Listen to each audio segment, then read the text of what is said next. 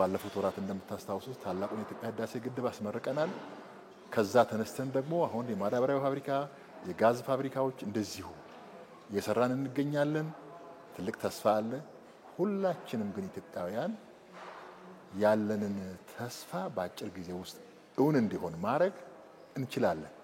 ይህን ለማድረግ ደግሞ ሁላችንም ሰብሰብ ብለን አንድ ላይ እጅ ለእጅ ተያይዘን መስራት ከቻል፣ መደማመጥ ከቻል፣ አሁን የሚታየው የስራ መንፈስ እንደዚሁ ተጠናክሮ ተያይዘን ከቀጠልን የሀገራችንን ብልጽግና እውን የማናደርግበት አንድ ምክንያት የለም። ሀገራውን ትልቅ ተስፋ ያለው ሀገር ተያይዞታል።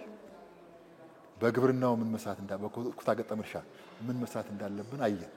በስንዴ ምርታማነት ላይ፣ በሩዝ ላይ አየን። እንደ በሌማት ትሩፋት ደግሞ በስጋ ምርት፣ በእንቁላል ምርት፣ በወተት ምርት ምን ማድረግ እንደምንችል አየን። እንዴት መስራት እንደሚቻል በደንብ ታይቷል። በግሪን ሌጋሲ እንዴት አድርገን በጣም የተሸረሸሩ መሬቶችን እንዴት ማልማት እንደምንችል፣ ይሄም ደግሞ በአግሮ ፕሮሰሲንግ አያይዘን እንዴት ማድረግ እንደምንችል ደግሞ በደንብ አይተናል።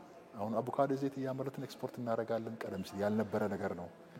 ይሄ ይበል የሚያሰኝ ስለሆነ እነዚህ የተያዝናቸው ነገሮች አጠናክረን ከቀጠልን ተስፋው ብሩህ ነው።